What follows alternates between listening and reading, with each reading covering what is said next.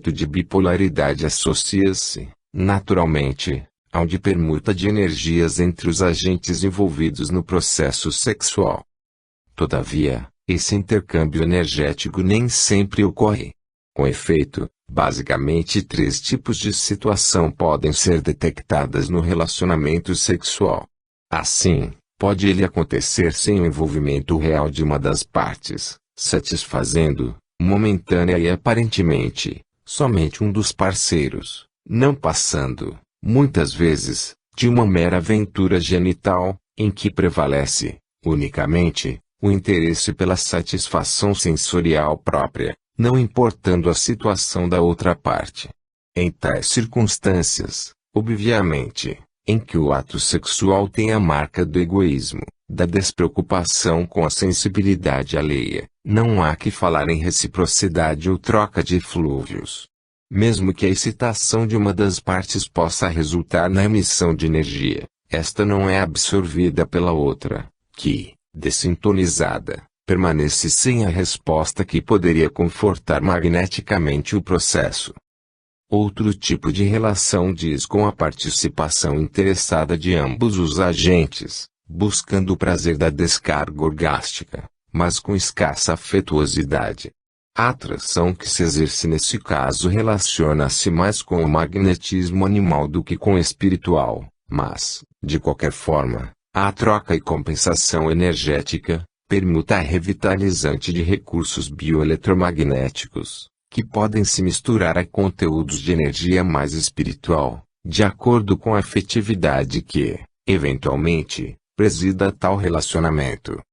Ao que parece, a grossa maioria humana, por própria condição evolutiva, exerce assim a sexualidade, em níveis primários de mera satisfação pessoal, ou, se já existente algum interesse de caráter afetivo entre as partes, em condições de pouco amor, a dizer, de escassa espiritualidade.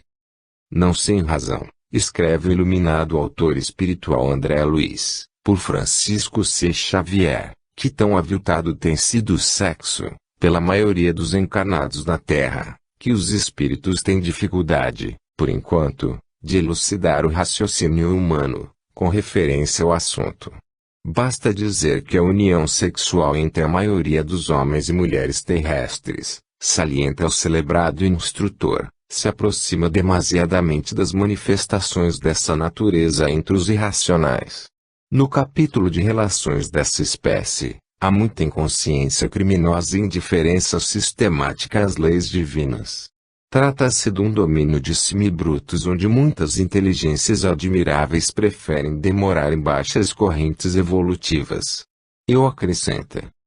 O amor, nesses planos mais baixos, é tal qual o ouro perdido em vasta quantidade de ganga, exigindo largo esforço e laboriosas experiências para revelar-se aos entendidos. Entre as criaturas, porém, que se encaminham, de fato, aos montes de elevação, a união sexual é muito diferente. Num terceiro e raro tipo de relacionamento, de natureza superior, a comunhão sexual já acontece sob o influxo amoroso, delicado e puro, dos envolvidos.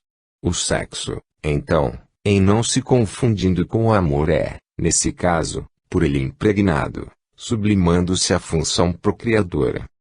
Nesse tipo de relação, a sexualidade já não se apresenta como mero agente de reprodução biológica, mas avançado processo de permuta de energias psíquicas e eletromagnéticas, e também, segundo a expressão de André Luiz, de união de qualidades que, sustentado pela simpatia, pelo afeto, revigora os perispíritos, alimentando mentes e corações.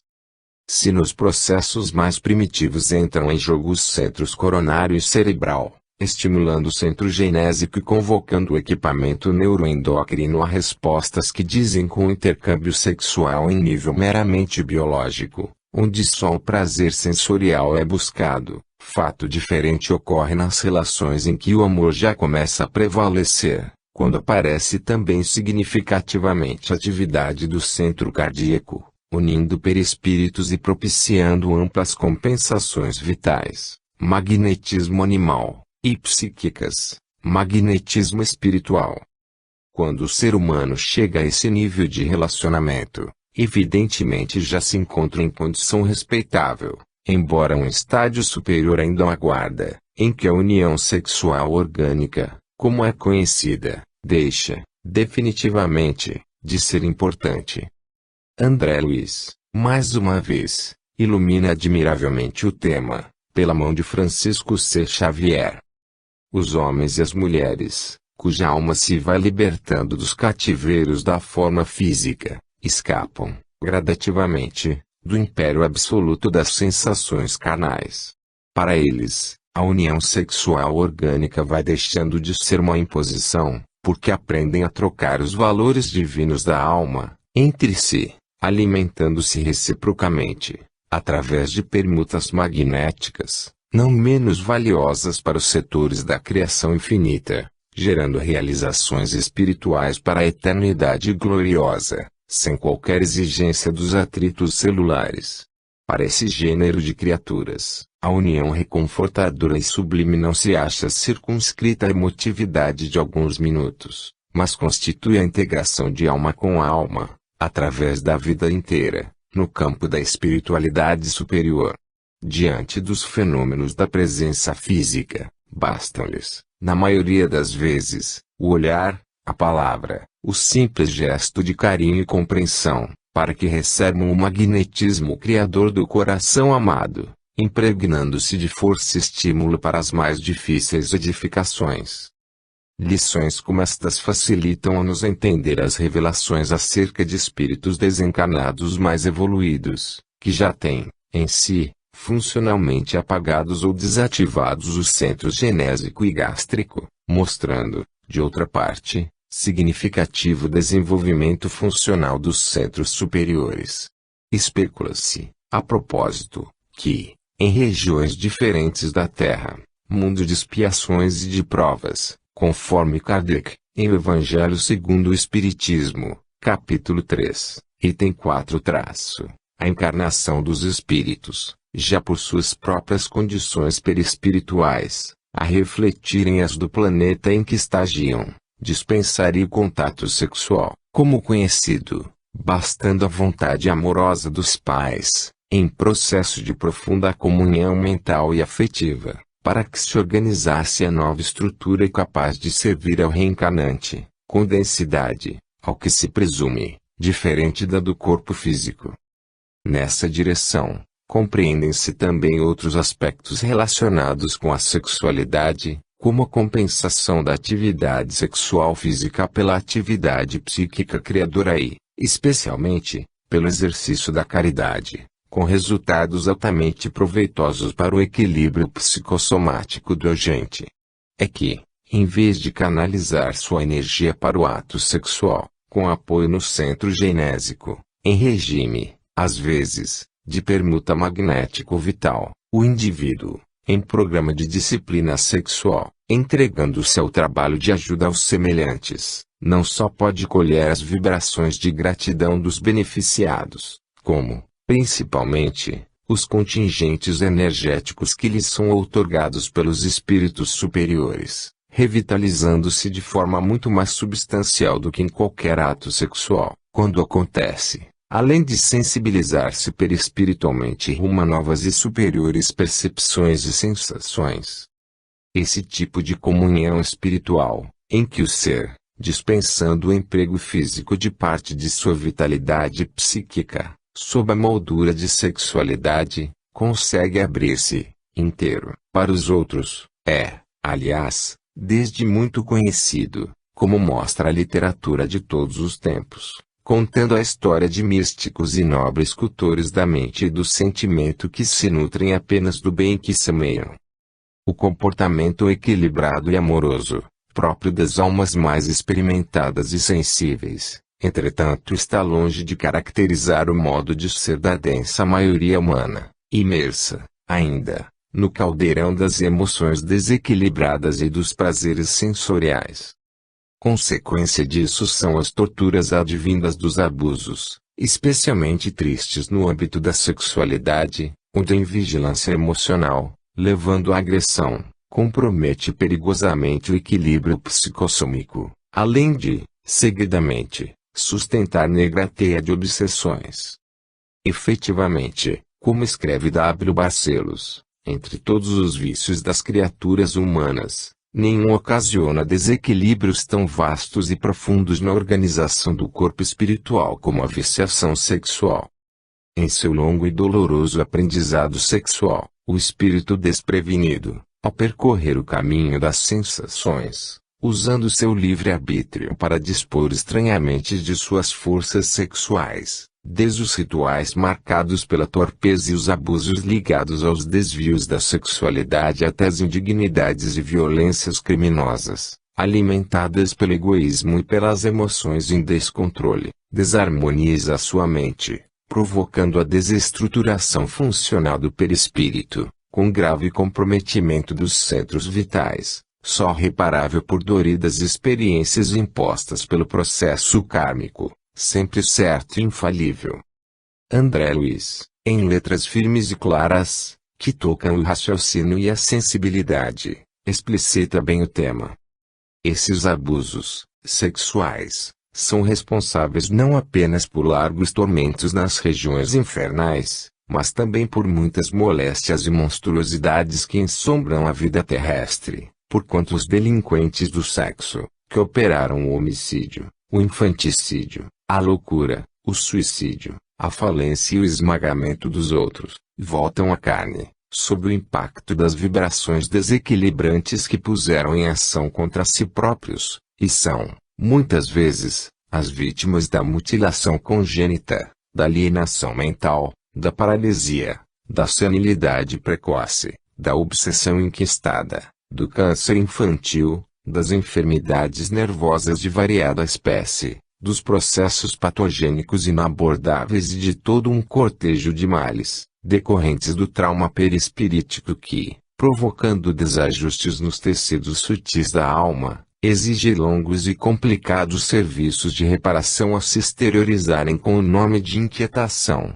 angústia, doença, provação, desventura, idiotia, sofrimento e miséria. Aliás, muito antes da pompa terminológica das escolas psicanalíticas modernas, que se permitem arrojadas conjecturas em torno das flagelações mentais, há quase 20 séculos ensinou-nos Jesus que todo aquele que comete o mal é escravo do mal. Evangelho de João, 8:34, e podemos acrescentar que, para sanar o mal, a que houvermos escravizado o coração, é imprescindível sofrer a purgação que o extirpa.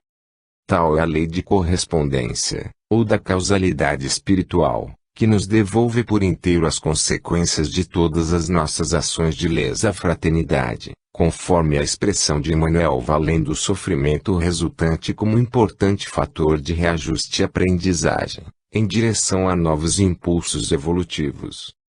Anota bem Jorge Andréa, que o negativo, o erro, o processo degenerativo desenvolverá sempre mecanismos de defesa e de impulsos no sentido contrário, portanto evolutivo, e que da distonia fica a experiência e vivência, a fim de criar defesas para a sedimentação de novas posições mais expressivas no bem comum. Nesse contexto, cumpre admitir que, inegavelmente, o reto exercício da sexualidade, em sua ampla significação, comparece como lição das mais difíceis de aprender, mas também, das mais valiosas, porque diz, justamente, com substratos do ser que o impulsionam na jornada ascensional. Daí é sempre oportuna a indicação de Emmanuel. A energia sexual envolve um positivo de discernimento e responsabilidade em sua aplicação, e ponto, por isso mesmo, deve estar controlada por valores morais que lhe garantam um emprego digno, seja na criação de formas físicas, asseguradora da família, ou na criação de obras beneméritas da sensibilidade e da cultura para a reprodução e extensão do progresso e da experiência, da beleza e do amor, na evolução e burilamento da vida no planeta. 18. Perispírito e desencarnação. Desencarnar é desprender-se completamente do corpo físico, após a morte cardíaca, passando a viver plenamente na dimensão espiritual. Uma das primeiras descrições que se conhece do processo desencarnatório deve-se ao famoso médium norte-americano, Andrew Jackson Davis. A visão que captou, em tempo anterior ao surgimento da doutrina espírita, surpreende pelos vários pontos de coincidência com os relatos de André Luiz e outros autores espirituais que trataram do tema. Eis o seu depoimento. Minhas faculdades de vidência me permitiram estudar o fenômeno psíquico e psicológico da morte à cabeceira de um moribundo. Tratava-se de uma senhora de cerca de 60 anos, a quem havia dado muitas vezes conselhos médicos. Quando a hora da morte chegou, estava eu gozando muito boa saúde, o que permitiu que pudesse exercer livremente, sem qualquer obstáculo, as minhas faculdades de vidente. Coloquei-me de maneira a não ser visto ou perturbado nas minhas observações psíquicas, e pus-me a estudar com acurada atenção os misteriosos processos da morte. Vi que a organização física não podia mais bastar às necessidades do princípio intelectual, mas diversos órgãos internos pareciam resistir à partida da alma. O sistema vascular se debatia para reter o princípio vital, o sistema nervoso lutava com todo o seu poder contra a debacle dos sentidos físicos, e o sistema cerebral esforçava-se para reter o princípio intelectual. O corpo e a alma, como dois esposos, resistiam à sua separação absoluta. Esses conflitos internos pareciam, a princípio, produzir sensações penosas e perturbadoras, mas quedei-me tranquilo e mesmo feliz quando me apercebi que essas manifestações físicas indicavam, não a dor e angústia traço, mas simplesmente a separação da alma e do corpo. Logo depois, a cabeça foi envolvida por uma atmosfera brilhante. De repente, vi o cérebro e o cerebelo estenderem suas partes interiores, fazendo cessar suas funções galvânicas. Eles se tornaram saturados de princípios vitais de eletricidade e de magnetismo, que penetravam pelas partes secundárias do corpo. Por outras palavras, o cérebro subitamente se tornou 10 vezes mais vigoroso do que no seu estado normal. Esse fenômeno precede, invariavelmente, a dissolução física. O seguir, verifiquei o processo pelo qual a alma se separa do corpo. O cérebro atrai os elementos de eletricidade, magnetismo, vida, movimento, sensibilidade, espalhados por todo o organismo. A cabeça ficou como que iluminada e notei que, ao mesmo tempo, as extremidades se tornaram frias e escuras. O cérebro tomou um brilho particular. Em torno dessa atmosfera fluídica que envolvia a cabeça, vi formar-se uma outra cabeça que se desenhava cada vez mais nitidamente. Ela era tão brilhante que eu só podia fixá-la com dificuldade, mas, à medida que esta cabeça fluídica se condensava, a atmosfera brilhante desaparecia. Daí deduzi que esses princípios fluídicos que haviam sido atraídos de todas as partes do corpo para o cérebro, e então eliminados sob a forma de uma atmosfera particular, estavam antes unidos solidamente de acordo com o princípio superior de afinidade do universo, que se faz sempre sentir em cada parcela da matéria. Com surpresa e admiração, segui as fases do fenômeno. Do mesmo modo que a cabeça fluídica, vi formarem-se sucessivamente o pescoço, as espáduas, o dorso, e enfim o conjunto do corpo fluídico. Tornou-se evidente para mim que as partes intelectuais do ser humano são dotadas de uma afinidade eletiva que permite a sua reunião no momento da morte. As deformidades do corpo físico haviam desaparecido do corpo fluídico. Enquanto esse fenômeno espiritualista se desenvolvia diante das minhas faculdades particulares, de outro lado, para os olhos materiais das pessoas presentes no quarto, o corpo da agonizante parecia experimentar sintomas de angústia e de penosas dificuldades, que eram puramente fictícios, pois provinham tão só da separação das forças vitais e intelectuais, que se retiravam de todo o corpo para se concentrarem no cérebro e, em seguida, no novo organismo. O espírito se colocou no ângulo direito da cabeça do corpo abandonado, mas, Antes da separação final do laço que havia ligado durante tanto tempo os elementos materiais e intelectuais, vi uma corrente de eletricidade vital formar-se na cabeça da agonizante e na parte baixa do corpo fluídico. Isso me deu a convicção de que a morte mais não era do que um renascimento da alma ou do espírito, passando de um estado inferior para um estado superior, e que o nascimento de uma criança neste mundo ou de um espírito no outro mundo eram fatos idênticos. Nada aí falta, nem mesmo o cordão umbilical, sob a forma de um laço de eletricidade vital. Esse laço permaneceu durante algum tempo entre os dois organismos. Descobri então que me passara despercebido em minhas observações psíquicas, isto é, que uma pequena parte do fluido vital voltava ao corpo material logo que o cordão ou laço elétrico era rompido. Esse elemento fluídico ou elétrico, espalhando-se por todo o organismo, impedia a dissolução imediata do corpo. Não é prudente enterrar o corpo antes que a decomposição tenha começado. O cordão umbilical a que me referi não está muitas vezes ainda rompido.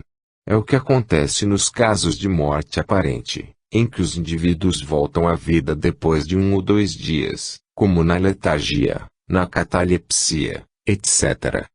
Como na encarnação, o processo de desencarnação normal acontece gradualmente. O perispírito se desprende molécula por molécula, conforme se unir, assinala o codificador. Não há, pois, na desencarnação comum, uma separação brusca entre o espírito e o corpo. Ao contrário, o desligamento da alma, dependendo do estado mental do desencarnante, pode demandar muito tempo, até. Em O Livro dos Espíritos, informam os instrutores maiores que a alma se desprende gradualmente, não escapa como um pássaro cativo a que se restitua subitamente à liberdade, e que o espírito se solta pouco a pouco dos laços que o prendiam, ou seja, se desatam, não se quebram. A respeito, Kardec constrói, ainda, importantes lições. O fluido perispiritual só pouco a pouco se desprende de todos os órgãos, de sorte que a separação só é completa e absoluta quando não mais reste um átomo do perispírito ligado a uma molécula do corpo. A sensação dolorosa da alma, por ocasião da morte, está na razão direta da soma dos pontos de contato existentes entre o corpo e o perispírito, e, por conseguinte, também da maior ou menor dificuldade que apresenta o rompimento.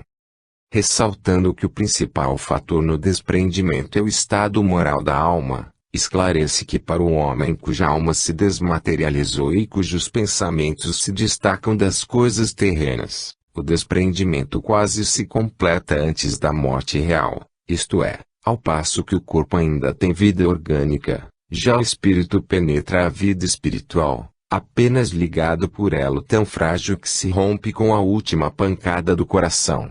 Todavia, para o homem materializado e sensual que mais viveu do corpo que do espírito, e para o qual a vida espiritual nada significa, nem sequer lhe toca o pensamento, tudo contribui para estreitar os laços materiais, e, quando a morte se aproxima, o desprendimento, conquanto se opere gradualmente também, demanda contínuos esforços. Por derradeiro, observa Kardec, o estado do espírito por ocasião da morte pode ser assim resumido: tanto maior é o sofrimento, quanto mais lento for o desprendimento do perispírito. A presteza deste desprendimento está na razão direta do adiantamento moral do espírito. Para o espírito desmaterializado, de consciência pura, a morte é qual um sono breve, isento de agonia, e cujo despertar é suavíssimo. Como se deduz, da mesma forma, também, que na encarnação não há dois processos idênticos de desencarnação. Kardec, notavelmente, identifica 4 tipos de situações extremas, em cujos limites pode ocorrer uma infinidade de variantes. Primeira, se no momento em que se extingue a vida orgânica o desprendimento do perispírito fosse completo, a alma nada sentiria absolutamente. Segunda, se nesse momento a coesão dos dois elementos estiver no auge de sua força, produz-se uma espécie de ruptura que reage dolorosamente sobre a alma. Terceira, se a coesão for fraca, a separação torna-se fácil e opera-se sem abalo. Quarta, se após a cessação completa da vida orgânica, existirem ainda numerosos pontos de contato entre o corpo e o perispírito, a alma poderá ressentir-se dos efeitos da decomposição do corpo, até que o laço inteiramente se desfaça. Daí resulta que o sofrimento, que acompanha a morte, está subordinado à força adesiva que une o corpo ao perispírito, que tudo que puder atenuar essa força, e acelerar a rapidez do desprendimento, torna a passagem menos penosa, e, finalmente, que, se o desprendimento se operar sem dificuldade, a alma deixará de experimentar qualquer sentimento desagradável. André Luiz, por intermédio de Francisco Cândido Xavier, sugere a possibilidade de se identificar, em um processo normal de desencarnação programada, diversas etapas liberatórias do espírito. Assim, no início do processo de desencarnação, os operadores espirituais, através de complexo serviço de magnetização, insensibilizando o vago para facilitar o desligamento das vísceras, isolam o sistema nervoso simpático, neutralizando, mais tarde, as fibras inibidoras do cérebro. Em seguida, a operação magnética, dirigindo-se ao plexo solar, centro gástrico, desata laços que localizavam forças físicas, provocando o extravasamento, pelo umbigo, de certa porção de substância leitosa, que fica pairando em torno, enquanto começam a surgir sintomas de esfriamento dos membros inferiores. Ação magnética, através de passos concentrados sobre o centro emocional, centro cardíaco, relaxa, em continuação, os elos que mantêm a coesão celular nesse centro, com imediata repercussão no coração, que passa a funcionar desreguladamente, ao mesmo tempo em que nova cota de substância desprende-se do corpo, do epigastro à garganta. Foge, então, o pulso, cessa a capacidade de raciocinar e sobrevém o coma. Nessa oportunidade, o perispírito entra em processo de desligamento. Inversamente do que acontece na encarnação, dilui-se, agora, a sustentação psicossômica das estruturas citoplasmáticas, através dos bióforos, prenunciando a estólise do invólucro físico. Logo após, operação com especial concentração de energias na região cerebral, centros coronário e cerebral, provoca o surgimento de brilhante chama violeta dourada, emitindo luz quase impossível de ser fitada, a qual, desligando-se da região craniana, absorve instantaneamente a vasta porção de substância leitosa já exteriorizada, transformando-se na cabeça espiritual do desencarnante. Ato contínuo, passa a constituir-se o corpo espiritual, membro a membro, traço a traço, com a luz violeta dourada no cérebro desaparecendo e espraiando-se em seguida, através de todos os escaninhos do organismo perispíritico, assegurando, desse modo, a coesão dos diferentes átomos, nas novas dimensões vibratórias. Recompondo o perispírito, o desencarnante, já pairando próximo ao corpo em ritmo de rápida cadaverização, permanece a ele ligado por algum tempo mais, em média, 24 horas, através de leve cordão prateado, semelhante a sutil elástico, entre o cérebro de matéria densa, abandonado, e o cérebro de matéria rarefeita do organismo liberto. Para muitos espíritos, esse tempo em que permanece ligado ao corpo físico representa a oportunidade de revitalização energética, após o esforço do desprendimento desencarnatório, uma vez que continuam a ser drenadas energias do veículo físico para o perispírito do desencarnante.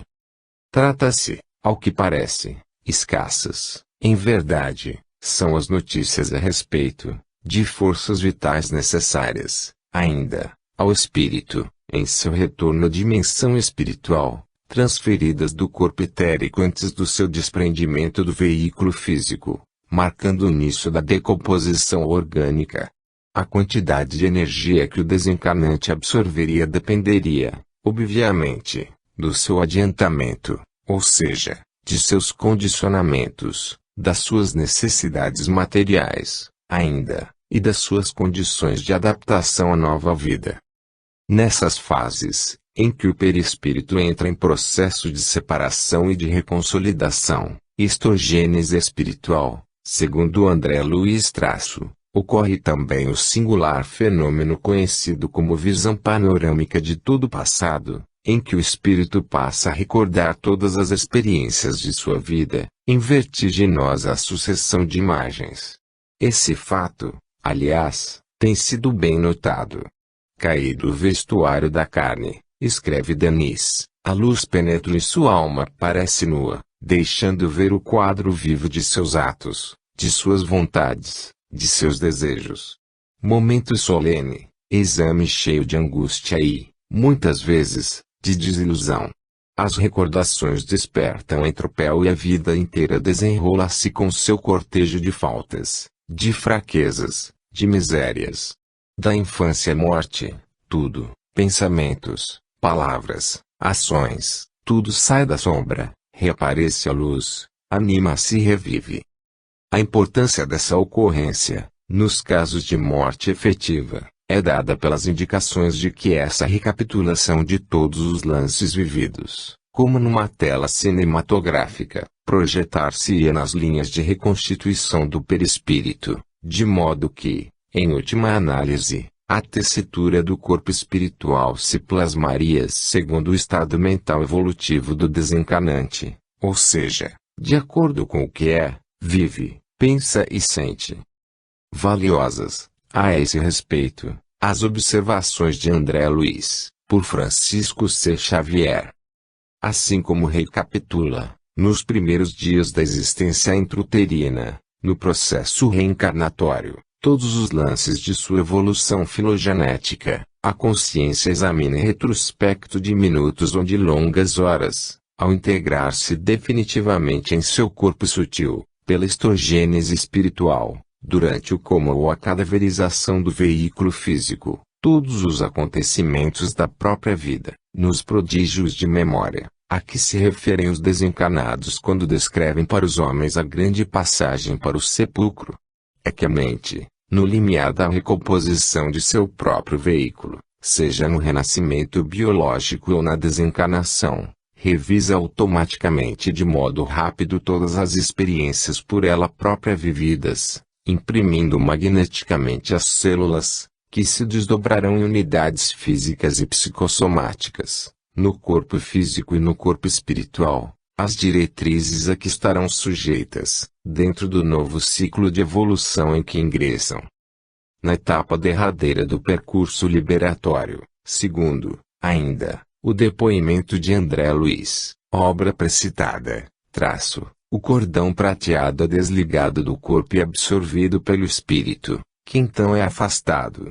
Muitas vezes, dependendo de suas condições, esse desligamento só ocorre após o sepultamento dos restos físicos. Tudo indica que a partir desse momento, em que é cortado o contato entre o desencarnante e o duplo etérico, que este, acumulando as forças vitais remanescentes, desprende-se dos envoltórios densos, sobrepairando sobre o cadáver durante algum tempo, até dissolver-se. Assinale-se, a propósito, que o duplo etérico, sustentado por linhas de força perispirituais e aglutinando força vital, como já visto, com a morte do corpo físico, pode perdurar por mais ou menos tempo, de acordo com a evolução do indivíduo. A nota, a respeito, Jorge Andréa, se o ser é medianamente evoluído, este campo persiste por dias ou meses, até desfazer-se, quase sempre auxiliado pelas equipes espirituais. Isto porque, sendo um campo de energias de predominância física, poderá servir de sustentação a espíritos inferiores. Nos indivíduos evoluídos, o duplo etérico sofre quase que de imediato uma espécie de queima ou desfazimento de suas energias, cujo produto de transformações ao ser entregue à natureza não estará mais submetido às ligações com o perispírito. Completada a desencarnação, com o perispírito plenamente reconstituído, ingressa o espírito em outra faixa vibratória, variando o grau de consciência e equilíbrio de acordo com suas aquisições. É o momento do reencontro consigo mesmo. Na verdade, como explica Emmanuel, morrer significa penetrar mais profundamente no mundo de nós mesmos, consumindo longo tempo em despir a túnica de nossos reflexos menos felizes, metamorfoseados em região alucinatória decorrente do nosso monoideísmo na sombra, ou transferindo-nos simplesmente de plano, melhorando o clima de nossos reflexos ajustados ao bem, avançando em degraus consequentes para novos horizontes de ascensão e de luz. Resta claro, assim, que a volta do espírito depende sempre de seu estado mental. Se já no processo desencarnatório, a rápida solução do problema liberatório, como salienta Bezerra de Menezes, depende em grande parte da vida mental e dos ideais a que se liga o homem na experiência terrestre, emancipado do envoltório material, o estado de perturbação, característico dos momentos de desencarnação do espírito, pode acompanhá-lo por um certo tempo, se presentes as condições que o favoreçam. Essa perturbação, segundo se constata, pode apresentar-se, de início, como uma acentuada confusão mental. Bozano já observara, a propósito, que os espíritos, quando dominados por paixões humanas, se conservam ligados ao meio onde viveram, por um lapso mais ou menos longo de tempo. Segue-se que, não podendo gozar do benefício do sono reparador, esses espíritos persistem na ilusão de se julgarem ainda vivos, se bem que presas de estranho sonho, ou de um opressivo pesadelo. Nessa linha, a necessidade de um encarnado cuidar-se, em caminho para o seu regresso à espiritualidade, surge evidente. Oportuna, pois, a advertência de irmão Jacob, por F. C. Xavier. Se o homem não se preparou, convenientemente, para a renúncia aos hábitos antigos e comodidades dos sentidos corporais, demorar-se-á preso ao mesmo campo de luta em que a veste de carne se decompõe e desaparece. E se esse homem complicou o destino, assumindo graves compromissos à frente dos semelhantes, através de ações criminosas, debater-se-á, chorará e reclamará embaúde, porque as leis que mantêm coesos os astros do céu e as células da terra lhe determinam o encarceramento nas próprias criações inferiores. Todavia, de outro lado, sabe-se, depois de 1,5 século de comprovações mediúnicas, que outro é o futuro dos que cuidam de seu íntimo. Destaca, a esse respeito, o professor Cícero M. Teixeira.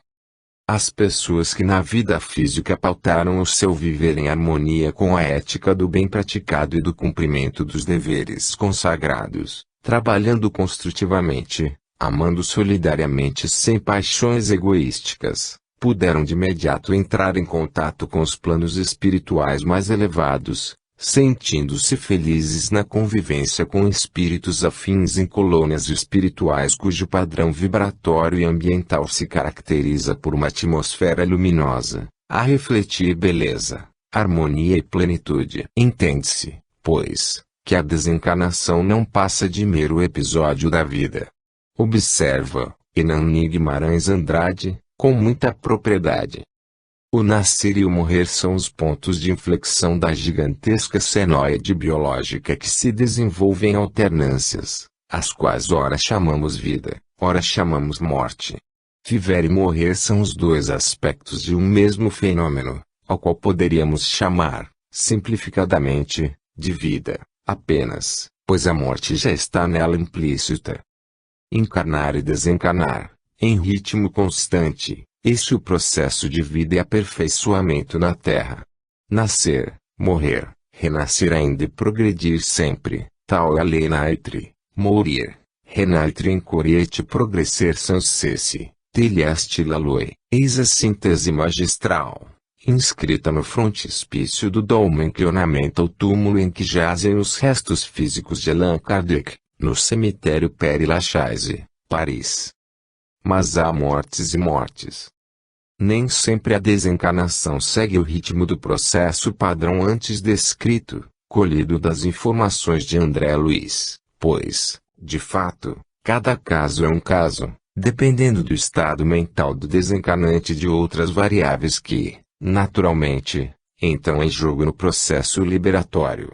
Assim, se numa desencarnação regular, nem sempre o espírito, por suas condições kármicas, deixa de colher sofrimentos prolongados, às vezes nos episódios de morte traumática, os choques perispiríticos podem produzir os mais imprevistos e dolorosos efeitos.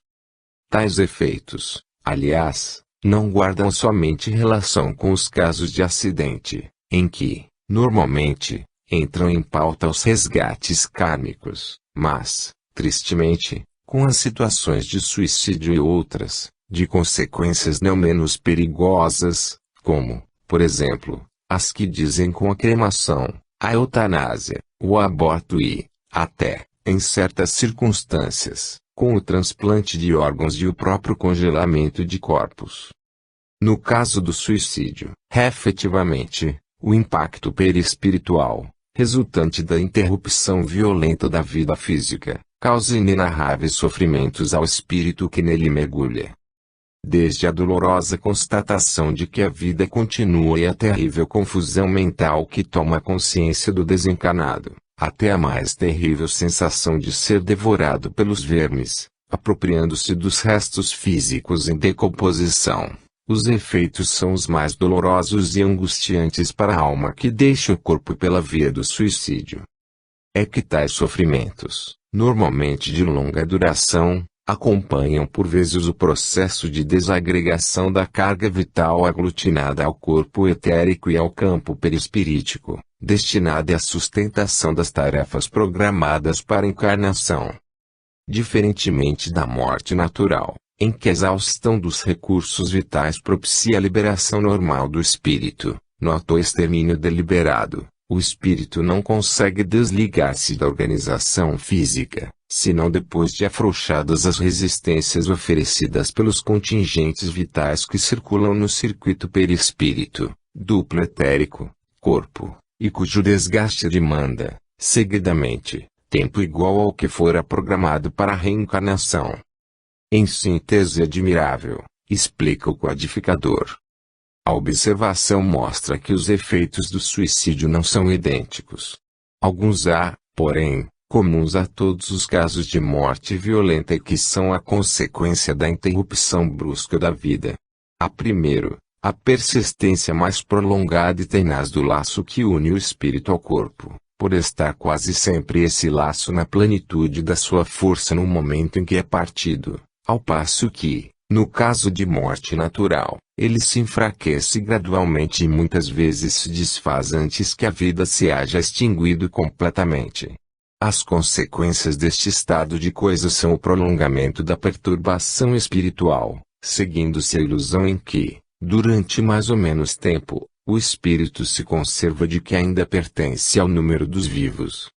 A afinidade que permanece entre o espírito e o corpo produz, em alguns suicidas, uma espécie de repercussão do estado do corpo no espírito, que, assim, a seu mau grado, sente os efeitos da decomposição, de onde lhe resulta uma sensação cheia de angústias e de horror, estado esse que também pode durar pelo tempo que deveria durar a vida que sofreu interrupção.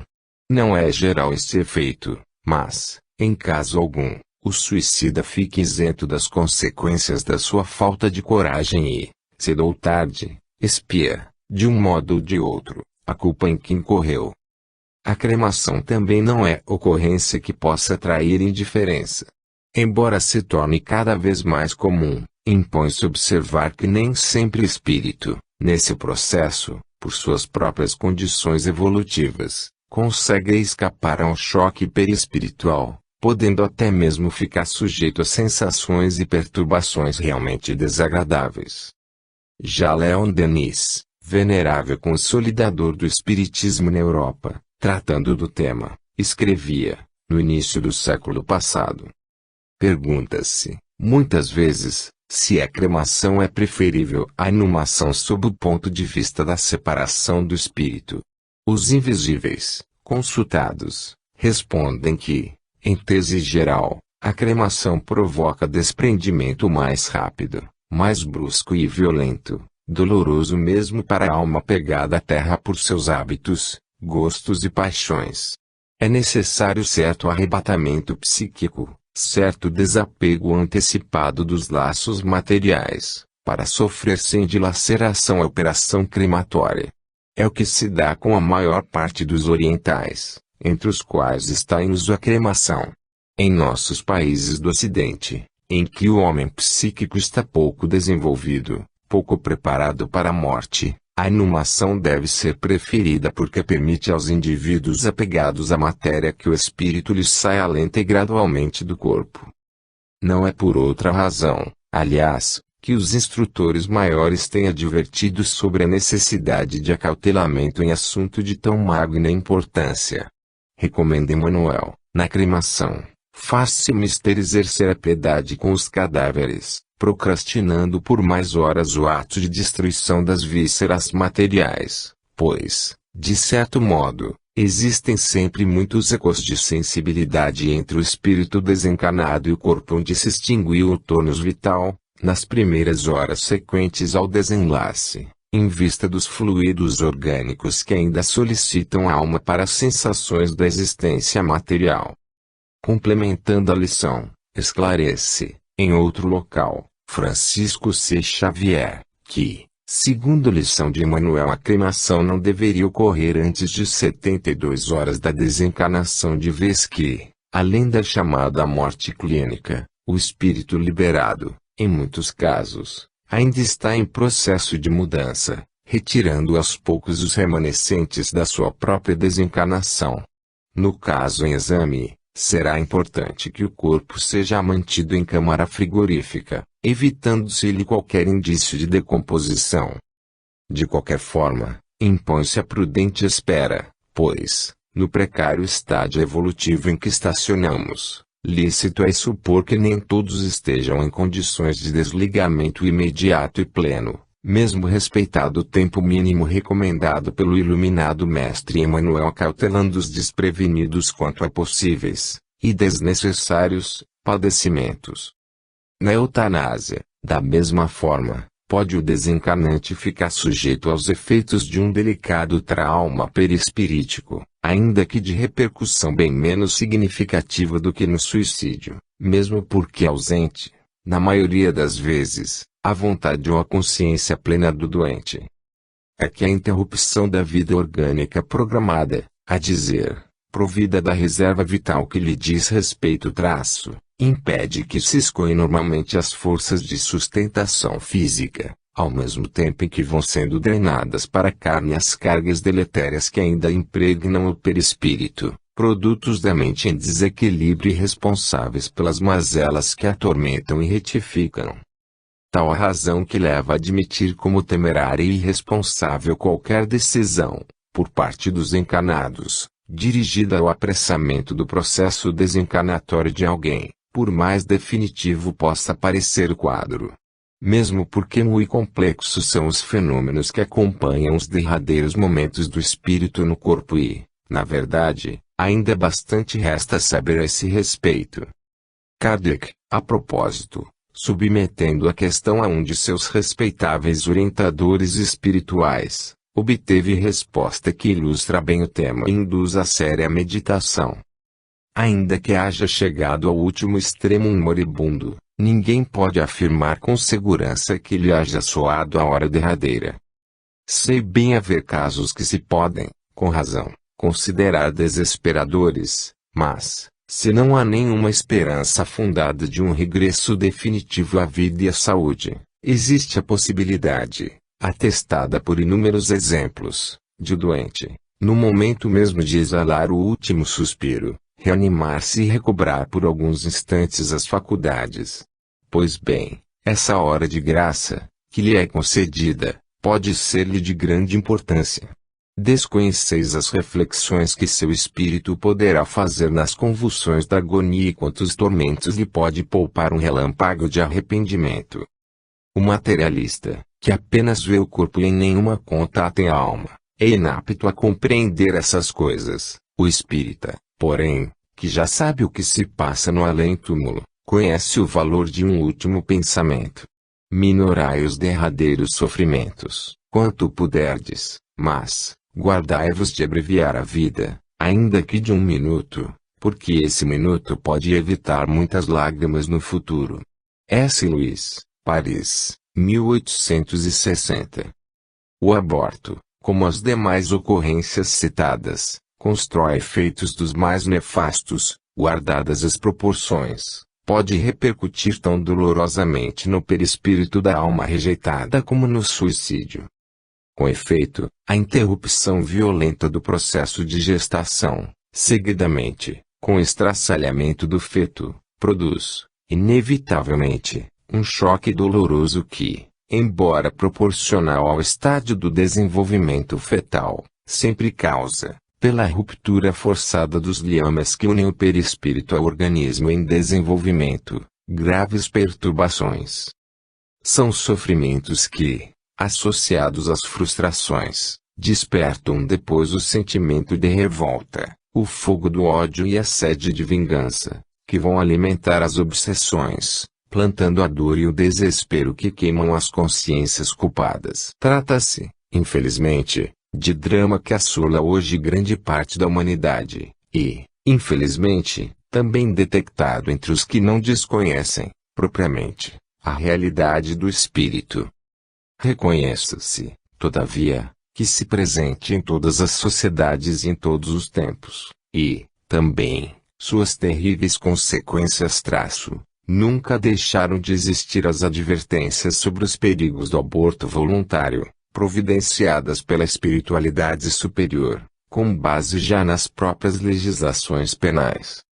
E certo também é que, com o advento do espiritismo, clarificaram-se definitivamente as responsabilidades espirituais que assumem os autores de tal agressão, a definirem-se, depois, inevitavelmente, ao impulso da culpa, em complexo desajustamento das energias psicossômicas.